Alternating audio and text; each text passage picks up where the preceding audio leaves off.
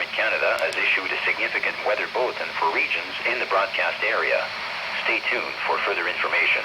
Environnement Canada a émis un bulletin de conditions météorologiques importantes pour les régions dans la zone de diffusion. Restez à l'écoute pour plus d'informations.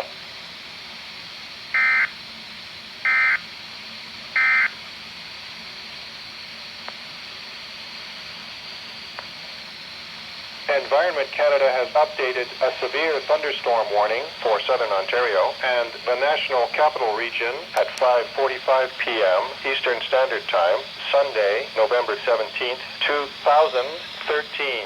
A severe thunderstorm warning is issued for Watford, Pinery Park, Eastern Lambton County, Sarnia, Petrolia, Western Lambton County, and Chatham, Kent, Rondo Park. A severe thunderstorm warning is continued for Windsor, Leamington, Essex County. A severe thunderstorm watch is continued for Windsor, Leamington, Essex County,